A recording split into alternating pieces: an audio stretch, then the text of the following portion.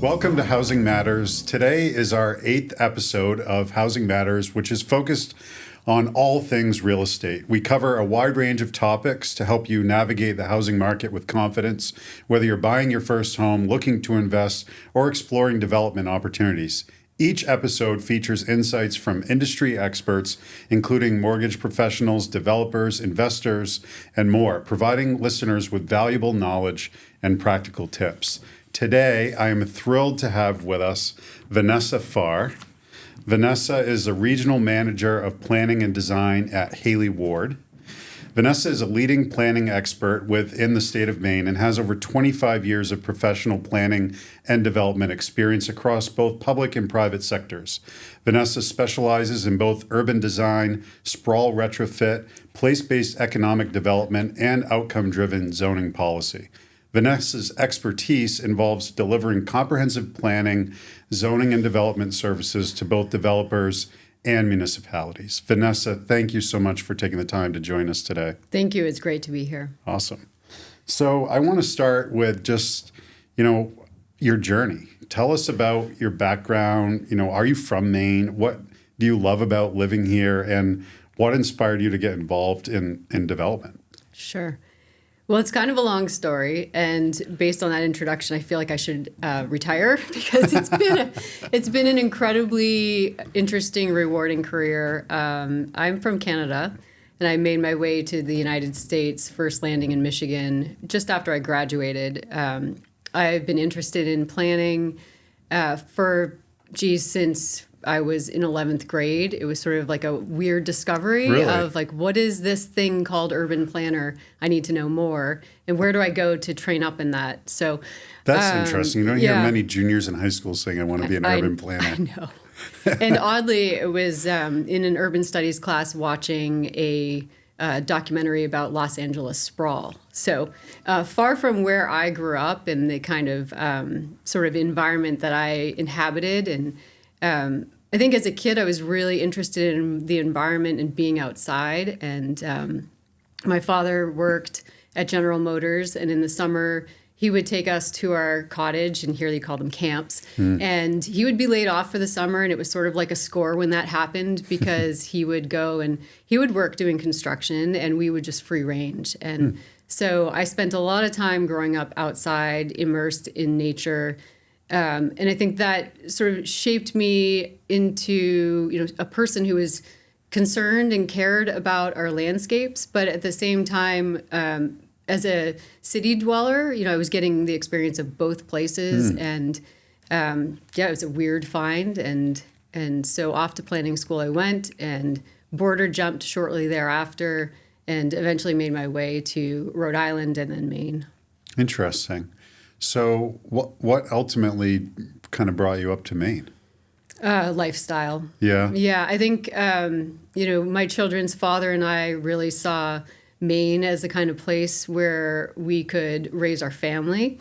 And for me, it was most familiar culturally to where I came from. Yeah. And I think the further that I go north and west, the closer I feel to home. And, I mean, obviously the border's not that far away, but there's places in Maine that just really feel like where I came from. Yeah. So it's a familiarity. It's been, a great almost 20 years of living in the state.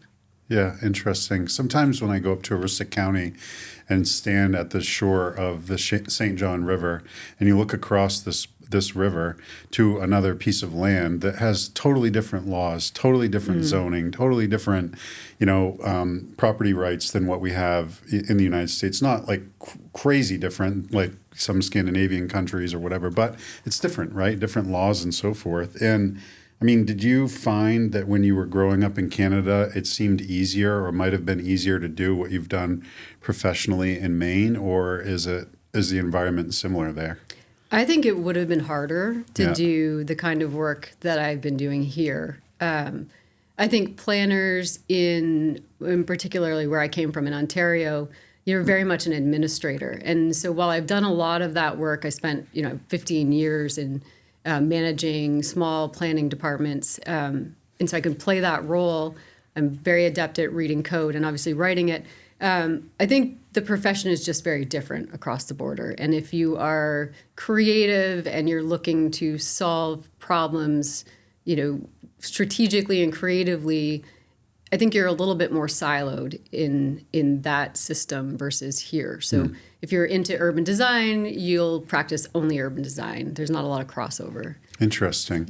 Last night, randomly on LinkedIn, there was a video that popped up for somebody running for city council in Toronto. And he was talking about how in Toronto they've adopted some kind of a wedding cake design in which the buildings go up and they step back and they go up and they step back. And each building in the mid-rise application was losing like 11 or 12 units just because of this, requirement. Yet there's another person on the council saying, oh, that doesn't impact, the number of units at all. And I kind of want to bring this up because, you are focused on writing code and things that are written in words.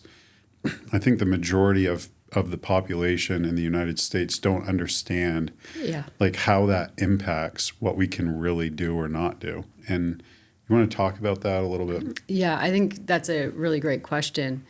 I think we have to reframe our discussions about zoning because we do talk with words and we write code with words, but we really need to be doing the visualization work. And my practice has been, it's something that we have embedded into our processes, whether we're doing comprehensive plans or we're doing master plans for a developer. We really rely heavily on the visuals to talk about what density means. And I really wish we would stop talking about density or dwelling units per acre. It's just not the right measurement. It's not the right tool. It's not the right words. We need to be talking about housing for our neighbors and for our children and building typologies instead of how many houses can I fit on a lot. So I think through better visualization, we can have more intelligent conversations in very plain language because the picture is worth 1,000 words. And that truly, I see zoning, that the failure we often do with writing policies, we don't draw, we don't test out whether something is workable, functional, and that's on us to do better work, I think, as a profession. Yeah, I agree with you completely. And I think that one of the things that's very difficult to articulate to people is why it's important to be involved or tuned in to what's going on with zoning changes. If there's a comprehensive plan, which is required by the state and a municipality, oftentimes the only people that are showing up to the meetings are the ones that are on the comprehensive plan committee. Yet that document is what it kind of is the guide map, if you will, for the municipality to make certain decisions. Yeah. Are you involved in those discussions at all around the state? Yes. So I'm one of the co-authors of LD 1976, which is looking at making some changes to how we create comprehensive plans and really shift the focus away from collecting data and analyzing data, which is, it's a very technical exercise, to sitting with community and having conversation. I'm asked, when you do a comprehensive plan process, do you do surveys? So, well, I would prefer we focus first on creating opportunities for people to talk to each other face to face and have conversation in real time. And so I think how we've been creating the plans, the focus of our resources and our time hasn't been necessarily in the right place. And that's the biggest hope that I have for that legislation, is that we'll approach planning in a very different way. Yeah. It really, I think, is something that if you were to go to the average person and say, hey, if you come to this meeting, there's a good chance that your rent would go down by $200 a month. They would be there. You know what I mean? Yeah. But it's hard to connect those dots. Yeah. I think there are some of those tactics sometimes that can be used. A lot of the work that I do, the engagement work, is over the course of a multi-day kind of event. And we really do make an event of it. We try as much as possible to understand a community, what makes them tick, where do they gather, what are they interested in, and sort of alongside of the technical work, host events that might pull somebody out and engage them. So it's sort of like a bait and switch. It's like you're coming to a food truck party, but oh, by the way, come through our studio and look at these drawings. What do you think? And it's worked really well. Sometimes putting out the provocative statements, that might work. I try not to do it too often, though. Look what you've gotten into, not just a hamburger. Yeah. Where should we be putting new single-family homes? Right. So that kind of leads into what I wanted to talk about was Haley Ward's multidisciplinary approach to doing design and development. Can you tell us more, like what is Haley Ward and what is its role in shaping Maine's communities? So it is a mouthful to say multidisciplinary, but it can mean different things on different projects. So we do have, I say also multidisciplinary and full service, environmental survey, BIM, building design, natural resources. BIM. I don't even know. Building information management, right? That's it. Yeah. Yes. All I know is there's a lot of technical equipment. They scan things. They can measure. It's pretty fascinating. And it seems like it's a growing technology. And so we bring together, the right people, the right specialties for whatever project it is we're working on. So if we're doing a big historic rehab of a mill, we might be bringing in MEP, we may have civil, and of course BIM and architecture. If we're doing a new, tiny home, very big development with a lot of small homes, we may be relying on urban design, civil, engagement, and all those specialties that kind of go with it. So the urban design would come in on a tiny home because you might be going into a municipality. Correct me if I'm wrong, I'm just kind of projecting here because I'm curious. You'd go into a municipality and you're like, well, there's 10 acres of land and we want to put 100 tiny homes on it, but we want them all to be like right next to each other so that we can build it out on, say, 4 acres and then leave 6 acres of open space. And the municipality might say, in order to build this out on this 10 acres, the houses need to have 100 feet of road frontage and a certain amount of size or whatever. And what you're describing or that description is not allowed to leave open space and cluster together. Is that right? Yeah. So whatever those zoning constraints are, we can work within them. Sometimes when I start a site design, I might just put the zoning I might not open the book. I may just put it aside, and I may ask for a unit count. What is it that you would like to build here? So you, Mr. Developer, and if you say, find me spaces for 100 homes, then I will work up a design. And then if I'm hearing, a community wishes or wants these other things, we'll try to figure out how to incorporate them into a concept.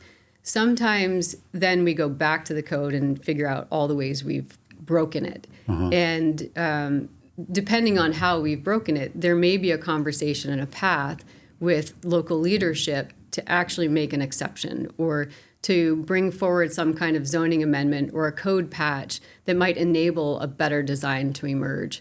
So I think when we're trying to deliver affordable housing and we're being asked to provide lots of parking and lots of road and lots of circulation, those kinds of site constraints can sometimes limit how much affordable multi-unit housing we can deliver, and they limit how we deliver it. So we end up with designing a housing project that, yes, it meets the ordinances, it has parking, it has circulation, but it may not be creating a neighborhood. And so we would like as much as possible to bring forward, those kinds of elements that people want in the place that they live. People want to gather, they want to feel proud when they come home at night, and they want a place to walk their dog. And I think what we've seen in particular is that when we build just one kind of housing and we don't think about mixing in multiple building typologies, we cause people to have to move. So the young person with the 20-something that gets their first apartment and moves into a development, well, as soon as they now can afford something else, they're having to leave their development, leave their neighborhood, and start over somewhere else. So when you say multiple building typologies, you're talking about creating a neighborhood in which instead of just doing 50 ranch-style homes, you would go in, you would say, hey, we're going to try to cluster this around, create more green space, area for people to be walking by, maybe more porches. But this is going to be done with, maybe a 20-unit apartment building next to a duplex, next to a single-family home, so that there's a broad range of options for people to move upward or have upward mobility within that same neighborhood, from going from like a renter to maybe owning a duplex to maybe their own single-family home for themselves. Yeah, and if you think about it, it's the opportunity to age in place starting from the very beginning. Right. And so ironically, a lot of folks who are getting to the other end of the spectrum want to go back to the apartment because they don't want to shovel, they don't want to plow the yard or whatever. Yeah, or they want to be in maybe a small home that is single story and someone else is doing the maintenance. So they're still part of a community, but some of those burdens are sort of being lifted. Yeah. So from my experience, what I've seen is there's a lot of energy and enthusiasm around the ideation phase of this. Like, okay, people are excited. I recently participated in a technical advisory panel with the Urban Land Institute to try to deal with this homeless encampment that's going on in Bangor. I know the site. Which is getting cleaned out as we speak, I think. And they're trying to figure out, okay, what can we do on this land and so forth. And that had a day where we came in and we learned real quickly in the afternoon. And then the next day, we did this whole kind of design charrette and then made recommendations. This is what you do, right, with Haley Ward, where you might go and say, instead of we're going to come up with all of our plans and spend $100,000 and then go to planning board and just try to shove it through, you kind of take a different approach, right? In some cases. Yeah, it's very similar to what you just described. Depending on the site, usually we try to have a 2 to 3 day minimum. And it is front loaded and it does ask people to invest in a different way than they're used to. But what we find is that when everybody comes together to problem solve, we get to better outcomes and better plans. And, we're quickly moving through challenges. So the engineer is hearing the same information that, the developer is hearing, or the designer is hearing, or the architect. So all of those disciplines are coming together and in real time working through very messy, and that's like a point of discomfort, I think, for some of our professions. They're used to being given a task and then they go back to their office and perform it. They don't draw, like they may not be comfortable drawing in front of their client. And so especially engineers, right? Very binary. I mean, it's very technical, but luckily they just have to break out a scale and do a lot of measuring on charrette. They're usually they're solving some infrastructure challenges, but often they're doing calculations, and their job is a little less stressful, I think. I really think that there is a situation that arises between like people feeling like have and have-nots because we have a system around property rights and capitalism. I mean, that's what kind of exists in the United States, and it doesn't look like it's going to change anytime soon. But those property rights are vested around zoning use and so forth. And so somebody comes forward and is like, I want to do this on my land. And then people, municipalities, local officials, whatever, neighbors are like, no, you can't do that for like a whole host of reasons.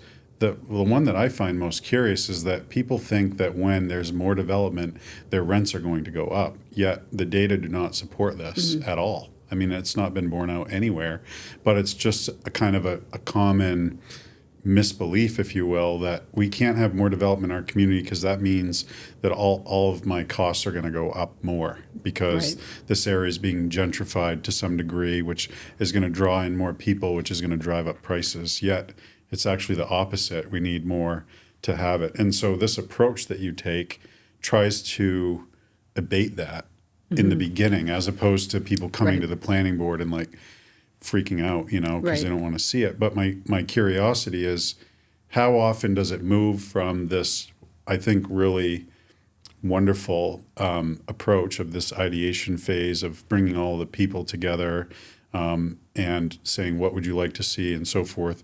How often, where have you seen projects that have had success in moving that from just ideas on paper to like a real built out project that people are in? So I think where I see it often is in the setting of policy. And so when we're doing the drawing work, and so I'll use Freeport as an example, because there's a couple of parts to that. Freeport's kind of nuanced in this. In the planning phase where we were doing the engagement and bringing people in and doing the drawing and talking about density, building typologies, we did show different scales of density. We showed, what would a three-story building look like, 4-story, 5-story, and how does that play out economically in Freeport. So, we're running math, we're running numbers as well. We're making sure that what we're drawing, that the community understands that there's a fiscal cost associated to the drawing. And so when we do that work, more often than not, and it happened in Freeport, we are surprised by the community saying yes to the bigger building or the denser building or the one that was yielding more units. It's interesting you say that, because one of our first guests or second guests on this was Paul Peck, whose very nicely designed multifamily building in Freeport got shot down because they didn't like the height of it or the roof. I can't remember the details. Right, and so there's some, this is the what never to do with code, and I'll definitely go there.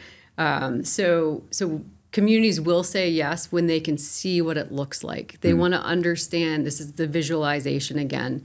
They need to see the visualization. I think where that project got caught up is in the gap between writing the intent, creating the plan, writing the intent, and then updating the ordinances. Oh, I see. So he came in at a time, unfortunately, with a beautiful project. I did what I could do as a citizen, wearing my citizen hat, to help bring forward a positive message about why this was a great project for Freeport.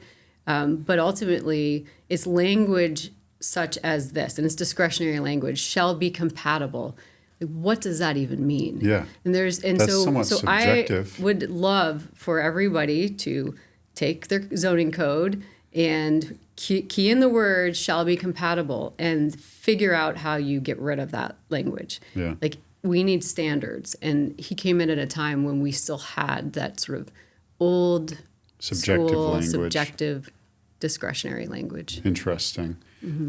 So you think that if another developer were to come forward now with a project in Freeport similar to that it may meet different? Not yet, but soon. Soon, really? Yeah, so I think that while we knew that we needed to update our ordinances, I think that was a pretty big wake-up call. For me, it felt like a bucket of ice water. Seeing that this was my town. It felt like one to him, too. Yeah, I'm sure. But having gone through this process, not just as a resident, but also as part of the team that was doing the work, I was working with Principal Group at the time, but understanding how this project was going to positively contribute to our community. Yeah. And to see how we were getting sort of caught in this in-between land. So I'm hopeful that we'll put into place some good code. But Freeport, we'll see. I would say, is more on for all municipalities in Maine, over 400 of them, probably on the more kind of forward-thinking, progressive side of thinking ahead of what to do with land development and so forth. I mean, you're very well versed in the entire state, and I want to get into Build Maine and its impact and what you hope to see statewide. But there seems to be kind of an ad hoc approach to doing this, compelled by local champions that might say, hey, we should engage in this discussion. But there's a lot of municipalities that aren't even nearly close to what Freeport has done. And if you think about, okay, Freeport had this issue, how far behind are we as a state? And is changing this going to move the needle, or are there other things that are needed to do that as well? And I think maybe that's a good segue into Build Maine, because you're co-founder of Build Maine, right? That's correct. And I'd like to know what compelled you to start that, and what you see the role of Build Maine as in kind of facilitating this change, and what you see coming in the future for the organization in terms of making this happen. Yeah, that's a great question. So we started Build Maine really as a way to bring into our state some of the really great ideas and practices that were being adopted in other parts of the country. And we just seemed very slow to be taking those on. We don't even like using the term missing middle housing very much in our state. We have to give it some other name, like housing choice. So it's sort of like, or workforce housing seems to be a new moniker. And that one, I think that resonates for people. So language is really important, but it's the ideas, and the ideas were really slow to emerge here. And I did a webinar the other day with some colleagues in Vermont and New York State. And even in their states, the concept, it's not even a concept, it's a thing. Form-based coding is happening. And can you unpack that a little bit for the listeners? What's form-based coding? So I like to kind of compare it to sort of like the difference between an Apple and a PC. It's a platform for I'm an how Apple you user, so be careful. So I get a lot of grief for that in an engineering firm. We have a group chat in PC. our real estate company that's got, like 14 people on it now. And someone came with an Android, and we were like, "This isn't going to work out. We have to buy you an iPhone to not do away with the blue bubbles." I can totally relate. Yeah, I think the only Mac user in a 300-person firm. Oh wow! So, yeah, so from a regulatory standpoint, it's a different platform, and it's not to say that you can't include pieces of that. I think at some point Macs could run PC type programs, but so form-based coding really focuses on the outcomes. It looks at size, scale, context of place, and the code is written based on places. So if you're trying to replicate Main Street in, say, a suburban corridor that has opportunity to redevelop, then you look at your Main Street, you analyze it, you measure everything about it, and then you write a code, a script that allows you to recreate that somewhere else. So Grow Smart Maine, another organization that helps with development in the state and so forth, had done a design charrette a number of years ago. You may be familiar with this. They picked different urban corridors around the state to try to show illustratively what could be done with some different pieces of land. And one in particular that they did for Augusta was right up by the State House, in where the Kmart Plaza is right now. Long story short, that particular design was wonderful, and I think very somewhat maybe idealistic, might not economically work out, but painted a really good picture of what could be. Instead, what has happened is, because of zoning allows for retail, commercial type operations, the existing retail buildings were torn down, part of them, and VIP has built a brand new VIP over there. So now it's like there's a wonderful plan that's afoot to try to do development with a hotel and some apartments and smaller retail on that site. But I find myself asking the question, who the heck's going to want to live in an apartment right next to a VIP garage? It's not really ideal. So form-based coding, correct me if I'm wrong here, would have said in that area, it should have this kind of a use or a vibe, not so that you don't end up with a situation where the code says you can have a automobile repair building, so that's what gets built because it's the lowest hanging fruit. Or am I off track here? So it's really about pattern of development. Okay. So, and use is, we still consider use, but the thinking is that if, take this building that we're in, if we had to apply a dwelling unit per acre requirement to it and set that at some arbitrary number, you may or may not have been able to rehab this building at its highest and best use. Okay. And so we regulate by building typologies with form-based codes, at least the more modern form-based codes and sort of the evolved ones really focus on what are the right building typologies and what's the scale of and size of each of those building typologies and where do they fit in your community. Okay. So what happens inside the building is important, but most uses, there's the noxious ones like auto, certain industrials. There's definitely still a list of uses that will create potential nuisance, and then you have to account for that. But whether this has 10 units, 14, 18 units inside it, it really should just be, well, what can the building handle? So, for instance, the genesis of the code might have been we want to make sure there isn't excessive water runoff. So, in our calculations, we've determined that you could only have 10 units on this site. Otherwise, you're going to have excessive runoff. You might come in and say, well, I'm going to come up with a design that can demonstrate to you that I can have 18 units in this building and still have the same or less amount of water runoff. And that would qualify because the end goal, which is, I'm simplifying here, to reduce water runoff and erosion is still being met.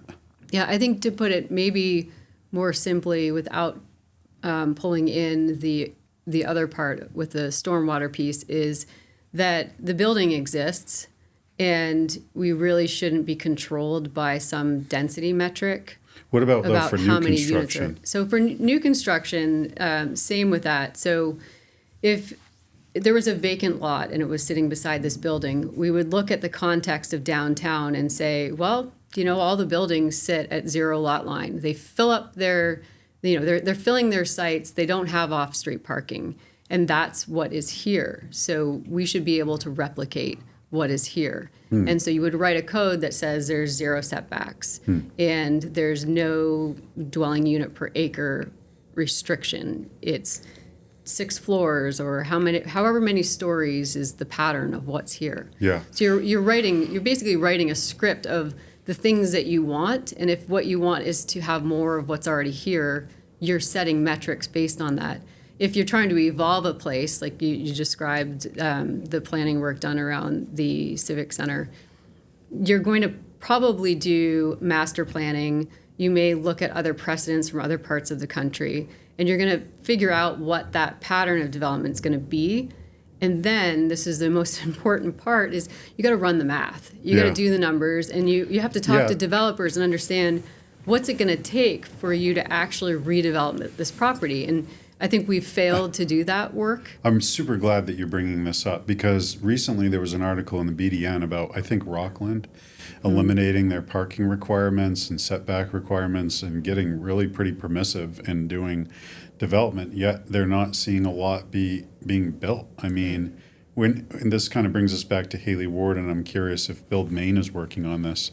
I mean, what about the money side of it, the math side of it? Because you all work with developers to ensure that this beautiful design can actually get financed and built, right? Yep. So as we are doing planning work, whether it's in service of a master plan for a town or for a developer, we're doing spreadsheet math.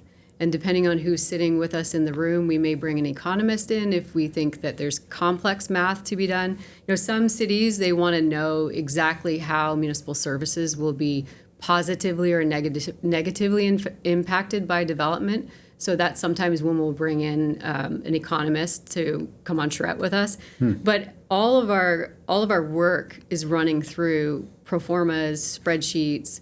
We need to know that we're setting a policy that will have a positive outcome. So we don't want to freeze. If we're looking to create reasons to redevelop, then we have to be careful not to set metrics that are going to freeze land and prevent it from being developed. Yeah, because I'm curious. I mean, you go through these. I think hopefully folks are picking up on this different type of approach that you take toward development. And you're a developer yourself. You have your own projects going and so forth. So you're able to bring that lens to the discussion. But my biggest takeaway, I think, from meeting you and understanding more of what you do and exploring your services for projects that I'm working on is that you're advocating for a wholesale different approach to development where you engage the community earlier and have buy-in from them and then incorporate that into the design that you bring to a planning board as opposed to what most people do, which is sit down with their architect and engineer, come up with what they want, and then this is what it's going to be. Hope you like it. Let's say there's a developer listening to this episode and they're like, a campaign for zoning change or a design charrette, like that sounds dumb or that's going to make me pump the brakes too much or what, like, why should they do this? So I think you're sort of uncovering all of the hurdles that you're going to end up facing anyways in your project. So if it's about, realizing a better project because you pursued a zoning change that let you do more development. I mean, you have to be motivated. You have to care. And so if you're just sort of turning over projects and it's 30 units here, 30 units there, you might not be motivated. But we do have developer clients who are interested in legacy. They're interested in building neighborhoods. And they may be partnering up with landowners who have held land for a very long time, and it's the family farm or, whatever that story is.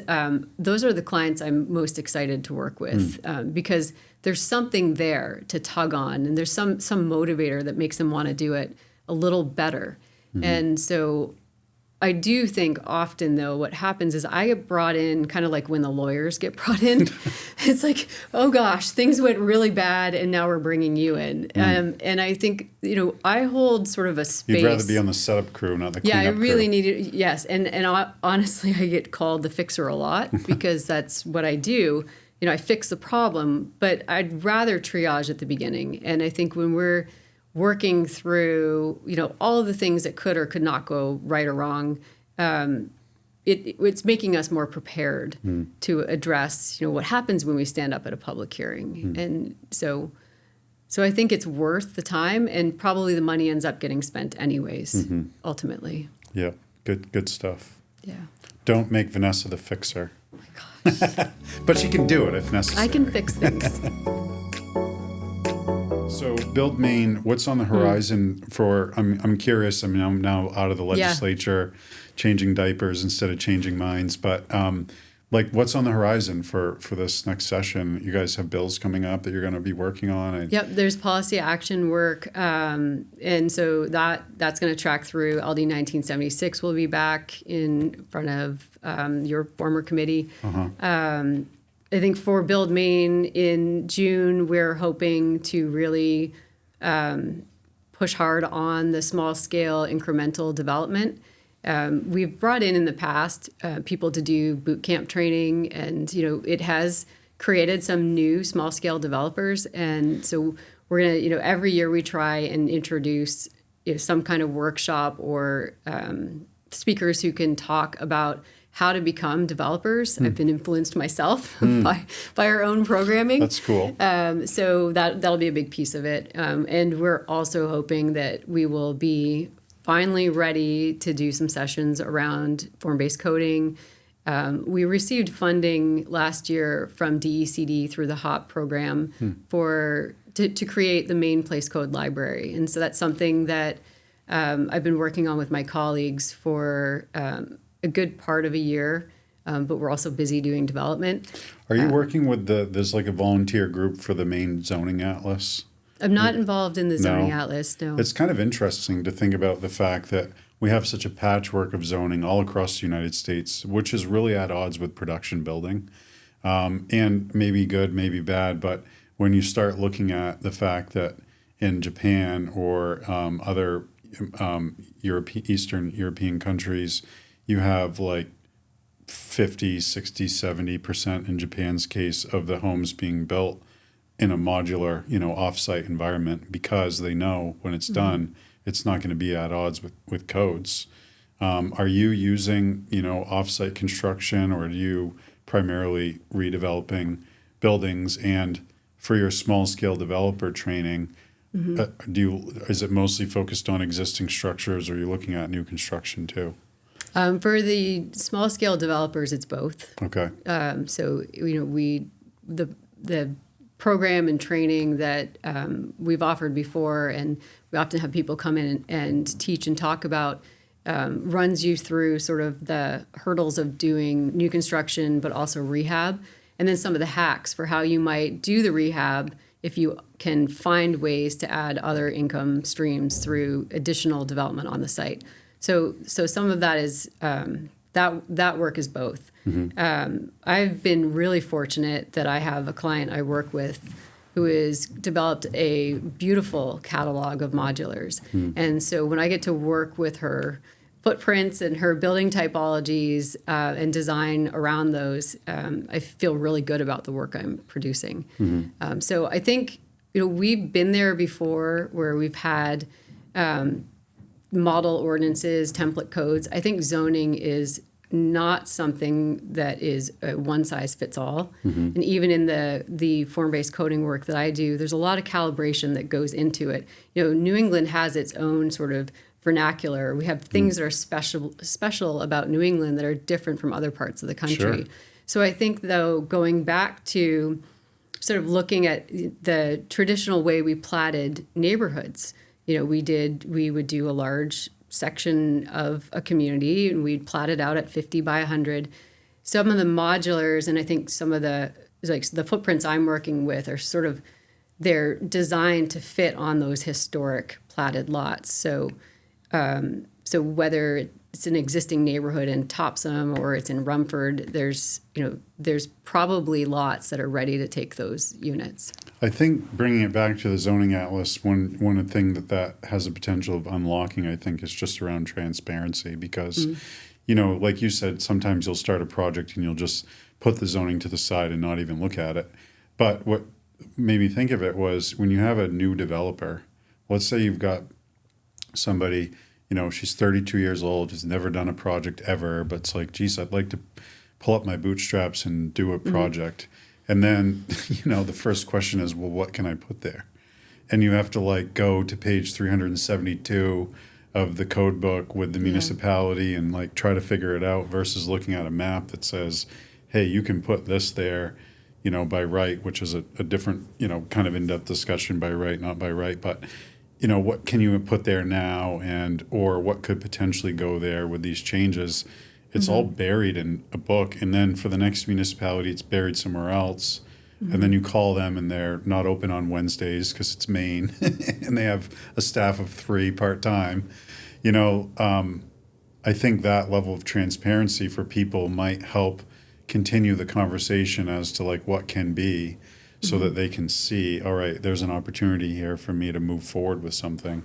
But it sounds like you're taking now to the next step through Build Maine, an opportunity to show people how the numbers can go together, how you can get financing for it, how to line up a contractor, all these kind of things. Yep, and then also on the coding front. So I think the Atlas is going to do its job of telling us information. It's going to be data. Right. But I don't think it's necessarily the doing. And this is where I think the work that we're doing in the Maine Place Code Library is digging in on what are those hacks, red lines, shredding, all of the work that needs to be done with existing codes in our existing communities. The towns that don't have zoning, maybe they're doing just fine without their zoning. But I guess my encouragement is that we've been using, for the towns that do have zoning, a really outdated platform. And I think there's a better way of doing it. And I think Newcastle has proven quite successful with their form-based code. They have no staff, they don't have a CEO, they don't have a planner. They were able to approve a 16-unit project in 15 days because they have a very clear prescriptive code in place. Interesting. And that, so they're using that new platform and they're doing it quite well. One thing I've noticed with the Atlas, and I'm not discouraging its work, but it's let's focus our conversation on the right places. And that, when I look at the work that I was doing in Nashua recently, and then I look at what Nashua has loaded up on their Atlas, their site, there's a disconnect in the story. The story may show that, if you click where can I put multifamily housing, it shows me a single district. But that's not actually true. You can put housing in a lot of places in Nashua, the multifamily. You may have to ask for certain permissions to do it, but that's not creating a barrier. It's happening. They're still building hundreds of units of housing. So I want to make sure that while I think it's too good, focused on the path of least resistance. Right. And then there's also, the way I see it is that there's a number of things that can break a project in the design, or whether or not a project is, you can achieve the best design based on the zoning. So whether it's lot widths or setbacks, there's a whole slew of things. And all of those things are going to affect the outcome. And it's not as simple as, do I just get to build it here or not? Yeah, because again, like this real life project that I'm working on right now, the partner that I have in this has a lot of experience with housing development, and the approach that's being taken on this site is, what's allowed by right, and we've come up with 34 units. We're not trying to go through, unfortunately, we just don't, on this particular one, have the time to go through the process of, let's pull the residents of Camden together and see if there might be a way in which we could put 47 units on that site and still not have any issues. Right. That's more of the work that you do. Whereas a lot of the approach to development historically has been, okay, what's allowed there by the code with subdivision approval or whatever, and we're going to go after that. We know that based on the square footage and what's required for a parking ratio and setbacks and that we can have 25 units. And what you do is you're like trying to show up and say, like, let's focus on what we all collectively know that we need, which is more places for people to live. And how can we accomplish that while, like, that's the city dweller side of you, while saying, hey, the camp side of me from being a kid wants to protect the green space and make sure we're not ruining our environment, right? Yep. And your belief, and you've seen it happen, is that we could do more of that and get more win-win situations. Right. I've had examples of plans cross my desk, whether they started in our office or that they're in the media, or I found it scrolling on social media. And it's like, if we could just stop putting buildings on parking lots, like we can do so much better just in the choices we're making as designers, even sometimes in the codes we're working with. And there's this default that if I'm going to take my site and I have to provide parking and I have to provide buildings, the default is let's front the buildings on parking lots. And so I would like to see us start to consider, push the parking to the side. You're going to walk probably the same number of steps to your apartment, but arrange the buildings on the site differently. And that's not taking units away. It's not taking development rights away. It's not reducing parking. It's just simply sometimes a rearrangement. I'm definitely going to send you the plan to see if you should. can figure out something, because we'd have a parking lot right in front of the building. Well, and you're going to look at it and be like, ah. And I think one of the examples you used earlier with the project in Bangor for trying to figure out how to provide shelter in homes for a clientele that doesn't have cars. And I think that my criticism of that first conceptual work that was done, and I'm glad to see Urban Land Institute was brought in, why design a neighborhood around parking and access lanes when it's so crazy you say that, because there was an cars. architect who had really just, the cool thing is to this charrette approach is these people drop in, they have no emotional attachment to like what's going on with the project. They bring their expertise and their own viewpoint. And it's always fun to watch professionals do what they do. Like, I'm sure people have seen me in political. Some people maybe be like, wow, why does he speak like that or whatever? To me, it feels like normal, right? But when I see somebody just sketch out a drawing of a whole conceptual plan in like 5 minutes, my head explodes because my brain doesn't work that way. Yeah. And I watch this guy just sketch it all out, and he puts a little rectangle like down here in the corner. Like, I'm like, what's that? He's like, that's the parking. I'm like, that's kind of like far away from all these tiny home buildings that you have laid out here. He's like, none of these people drive. That's excellent. Like, this is just going to be for the caseworker that's coming to like check on them or whatever, like a visitor maybe or something. I'm like, yeah, I didn't even really, because we build so much for parking. Right. It's a default. It's just our sort of like our default. And I think that goes back to what I love about Haley Ward and sort of being emerged. Like I'm in a hotbed of engineers, and so throw me in there after almost 30 years of being a planner. I'm like, I've been in the wrong place. Like these are my people, and just the challenge that we pose to each other about how to do it differently. And so the problem solving, there's questioning, there's some debate. I definitely get made fun of because I'm into trace paper, and I want to do everything by hand. Paper. Yeah, it's like, give me a Sharpie marker and a trace, a roll of trace paper. Yeah. But there is that sort of pushing each other to do better. And I think the thing we're going to sort of come up on in probably in the next few months are changes around stormwater and just the tightness of how to design the sites and to accommodate the things that we need to accommodate on site. But if we're looking too closely at handling stormwater on a lot by lot basis, we may not be able to do the kind of, dense infill that we're hoping to do in some places. There's a lot of thoughtful people that are involved in these discussions, and a lot of times it percolates to, oh, they're so anti, development or whatever.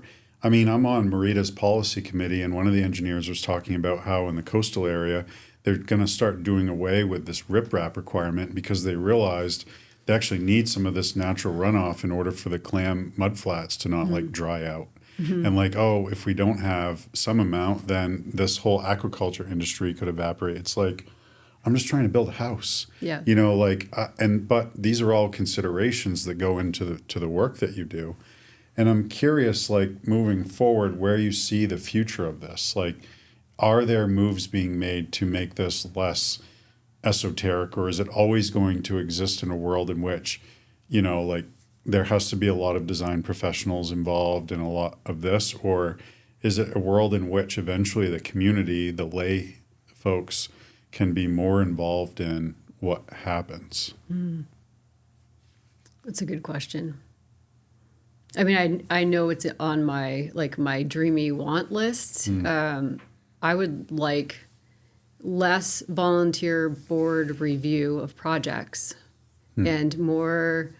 You mean like planning board Yeah. review? Yeah. I think with folks that are maybe on the planning board that just are not necessarily trained, or if you can find some professionals that do the work to sit on your board, not to say that everyone has to be a professional to make good decisions, but I think we put a lot of responsibility on boards that may or may not have the training to make the decisions.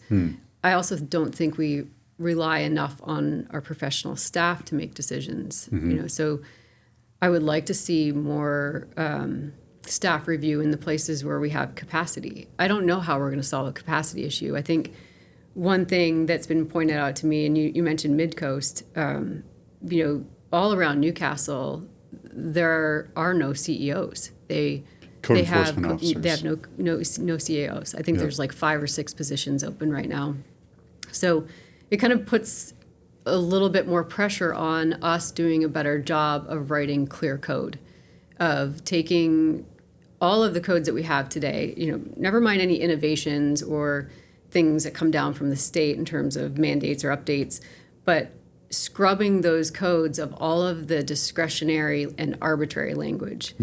And there's a whole round of work that could be done just to make it clear what you can and can't do. So that's on my wish list. I don't know how we're going to get it done. There's a lot to do. A lot of times the interpretation of the code, you can call up the code officer and he's like, okay, this is what you can do. And then you talk to the fire marshal and he's like, no, you have to do this. And then the two of them aren't in agreement.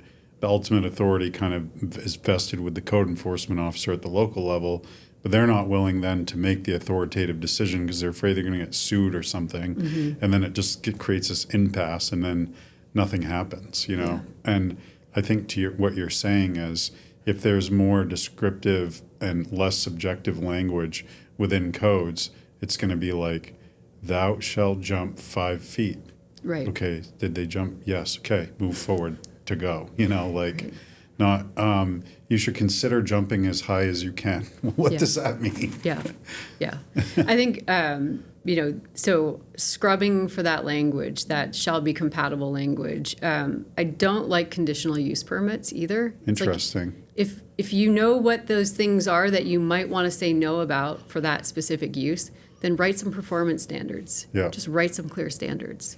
So that when Haley Ward is reviewing the community's standards, you can tell your client definitively yes or no, or we're going to have to pursue a design charrette in this community because they're going to allow or you to have a zoning campaign. That's the other way of phrasing it too, is that if there's going to be an ask because a project just doesn't fit the code, then sometimes doing that that deep upfront engagement work really is about the beginnings of a campaign. Yeah. A campaign to change hearts and minds about something. Yeah, interesting. So I kind of want to kind of finish up on an innovative kind of forward thinking. You're a very forward thinking person. I'm curious, you're doing projects yourself which involve historic renovations, but you've obviously been involved a lot in new construction. Are there kind of emerging trends or technologies that you're seeing, like 3D printing, anything that you think could transform Maine's, housing scene? Yeah, I think the offsite construction is just, it's blowing my mind. So with one of the clients that I work with, the start to finish from the time that financing occurs, with closings to occupancy is a 6-month run. And Wow. that's incredible. Yeah. So where maybe until the scaling happens with... Even with a whole zoning campaign, or is that more of a... That's assuming you've been through it all. Okay, got it. Yeah. Yeah. So, and again, so then pick the communities that are, have very clear paths to yes, that they have said, we're not concerned about density, or the lots already are existing and you're just stitching new buildings into existing landscape. So yeah, offsite construction. That to me seems incredibly promising. I'm psyched about it. And I think, I've even seen besides the client that I work with, other companies producing new designs and modernizing the aesthetic. And I think that there's just so much more that can be controlled by building indoors and then moving to, finishing on site. And that just seems very promising to me. And we were talking a little bit before we started about 3D printing. I'm really kind of bullish on the technology. I see it as a way to overcome some of our workforce challenges, to increase productivity, because robots don't need to take a break or whatever. But that doesn't mean supplanting jobs. It just means maybe your job is fixing the arm on the robot when it breaks, as opposed to it's a different job, like framing wood or whatever. But you were mentioning something that I thought was pretty interesting, that you're working on a historic project that might have ceiling tiles that need to be replicated and you can't find them anywhere in the U.S. You could potentially scan that tin ceiling tile and print one. Yeah. So, we bought a building in Rumford, and like a lot of buildings over the years, drop ceiling was installed and drywall was put up on the walls. And as we went through demolition, we started revealing all of this beautiful tin work. And so we have tin on the walls, we have tin on the ceiling, but then some stretches that are just entirely missing. So, my thinking is, if we can't find the panels, why can't we have these scanned and 3D laser printed? Yeah, that's interesting. Yeah. I think the first iteration is going to be maybe printing bathroom modules or kitchen modules or something, where you might be traditionally framing on site the home, but they call up and order the bathroom and it just gets dropped off as a pod. Or a lot of folks have talked about printing components and so forth. But at the University of Maine, and we've made videos about this and gone to the lab, they're printing the whole home. That's incredible. 600 square foot home, and now they're working on plans to get more out of the pipeline, and that's kind of progressing well. So I think that with our labor shortage, the average age of a tradesperson, you must run into some serious issues in Rumford, Maine, trying to find people. We've been 6 months delayed. Wow. Just finding our work crew. Yeah. So. Yeah, it's huge. So you could go through all this planning and all these wonderful ideas. That was and the fastest approval I think I've ever had. Yeah. And I go to a lot of meetings, but to sit down and the meeting starts at 6:00 and to walk out with an approval at 6:08, I think I was sort of dumbfounded. What just happened here? Yeah. That's interesting, because they're yearning so much for things to happen, yet you can have all of these things in place to move forward, and ultimately you still need the person that's going to screw the drywall to the wall. Right. And is Build Maine working on that side of things too? I'm curious. I know we talked about Build Maine a little while ago, but just I don't think we've really dove into trades. We've invited people who are building suppliers and products to the event before, but no, there's a waiting list at the Maine Community College system for people to get into plumbing, electrical, construction, which blows my mind. And I'm hoping that in this next legislative session that's coming up, there's money that is going to be short this time around. The state's projecting that. But it would be cool if, and I've been advocating for this with Marita's Public Policy Committee, to like say, hey, you know, this isn't just a Maine problem, this is a national problem. What's being done to, instead of saying, hey, we need more resources to build housing, a la, you know, 150,000 a unit to build new stuff, what are we talking about and advocating for in the training side of it? And also educating people on the fact that getting into construction might mean something different, like Right. working in an environment that's enclosed, where you can take a lunch break and you're going to the same place every day. You're not jumping around to a bunch of different job sites with Right. off-site construction. Yep. Or running the machine that's printing the home. You know, I think a lot of young people see this bifurcation between and we've talked about this a lot on this podcast already, but this bifurcation of like, oh, I'm either going to be an office environment kind of a worker, or I'm going to be a hands-on worker. But the industry's kind of, what you talked about it before, like with BIM and all these kind of things, kind of melding more together with not having to necessarily be out on a job site all the time in the traditional way Right. of thinking. And I kind of feel like, I don't know, it's just my own soapbox, feel like we need to do more to share that as an opportunity with young people. Yeah, that message is not out there. Yeah, I mean, I have a 'cause other- 19-year-old that went to college in Montreal, and I think there that, you know, he's like, well, I'm just going to get a degree, and then we'll see, maybe I'll go back in the kitchen. Yeah. So, no, I don't think that messaging is out there to our young people. I mean, as a parent, I'm curious, you're involved in the industry. If your son is 19. He's 19. He's doing urban studies. Okay. Well, he's following in mom's footsteps. Shocker. Kind of. But, you know, we need that too. But I'm saying, like, let's say tomorrow your son called you and was like, hey, Mom, I changed my mind. I'm going to be a carpenter. I would be excited. Yeah. But yeah, I would That's just cool. be thrilled. Yeah. But I feel like for so long, parents would shudder at that, even Mm-hmm. now, some. And I don't know, I'm a new dad, so who knows what my son's going to want to be when he grows up. But if he said, hey, I want to be a mechanic, I'd be like, go for it, buddy. You know, Yeah. that's not a less than thing. Or you want to be a carpenter, that's awesome. You know, but I think for so long it was like trades yeah, are for, thou shalt go to college. yeah, trades are for less than people or something, which is, you know, my plumber's $105 an hour. I'd like to make $105. I think I want that plumber. Yeah. Oh, yeah. You could get him out to Rumford, maybe. Yeah. Well, it's been interesting. I think this has been a wide-ranging conversation that has been really insightful, and hopefully our listeners find it interesting. I certainly think your approach to doing this work is somewhat novel for the state of Maine in terms of, you know, getting people together and collaborating more and getting people to think outside the box. And you're doing it in an environment that is so in the box, you know, Yeah. like in terms of, I think it's really going back to sort of it's problem solving mentality. It's to get around the kitchen table, figure it out. Mm-hmm. So I don't know that it's but you're it's moving from intuitive, but idealism, it's which a lot just- of people yeah. in your arena are in the, you know, like rainbows and unicorns, like kind of, you know, headspace.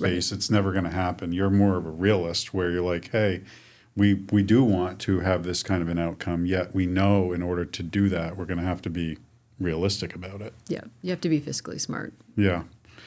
Well, I'm encouraged to hear about the work that you're doing, and thank you for being Thank you. involved in this front. And thanks for joining us. Yeah, on this has been exciting. Housing Matters. So for any of our listeners who are out there that want to learn more about the work that you do and or about Build Maine, where might they go?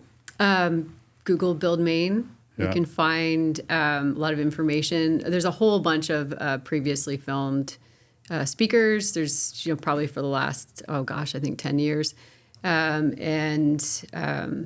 I mostly feel like I work out of my car, but I do have an office in Portland, and I'm on the socials. Cool. Yeah. Well, Vanessa, thank you for your time today, Thank you. and enjoy the beautiful weather that is Maine today.